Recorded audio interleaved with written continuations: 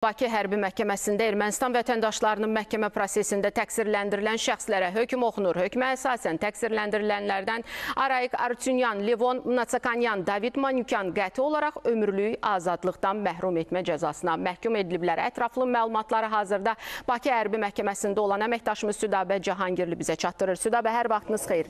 Buyurun, eşidək sizi.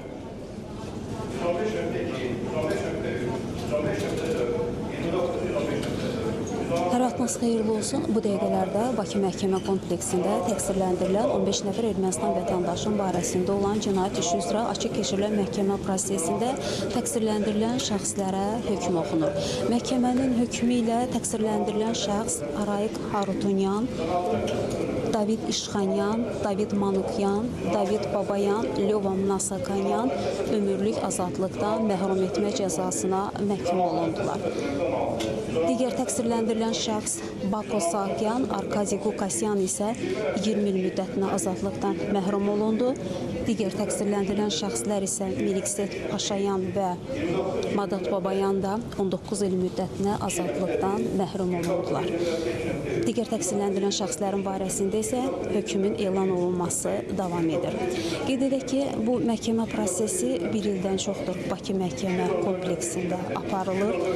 Bir ilə yaxındır. Ötən ilin yanvarında başlayıb və dekabrına da məhkəmə istintaqı aparılıb. Bir il müddətində 35 il ərzində Azərbaycana və xalqımıza qarşı törədilmiş cinayətlər məhkəmə istintaqında araşdırılıb. Təqsirləndirilən şəxslərə qarşı Azərbaycan Respublikası Cinayət Məcəlləsinin çoxsaylı maddələri ilə ittihamlar irəli sürülür. Onlar Azərbaycana və xalqımıza qarşı çoxsaylı cinayətlər törətməkdə təqsirli bilinirlər. Ötən ilin sonunda məhkəmə istintaqı yekunlaşmışdı və dövlət ittihamını müdafiə edən prokurorlar məhkəmədən təqsirləndirilən şəxslərin barəsində müvafiq cəzaların təyin olunmasını xahiş etmişdilər. Onların vəkilləri isə çıxış edərək məhkəmədən təqsirləndirilən şəxslərə bəraət hökmünün çıxarılmasını xahiş etmişlər və məhkəmədə təqsirləndirilən şəxslərə də son sözlə çıxış etmək üçün şərait yaradılmışdı və onlar məhkəmədə son sözlə çıxış etmişlər. Məhkəmə prosesi açıq keçirilib və biz ASTB komandası olaraq bir il müddətində bütün prosesləri tamaşaçıların diqqətinə çatdırdı.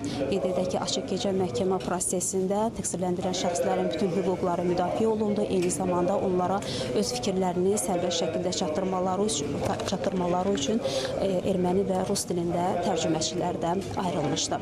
Hazırda hökmün elan olunması prosesi davam edir və digər təqsirləndirilən şəxslərin barəsində çıxarılan hökmlə bağlı biz xəbərlərin növbəti buraxılışında ətraflı məlumatlar verməyə çalışacağıq. Hələlik isə buyurun söz yenidən mərkəzdə, studiyadadır.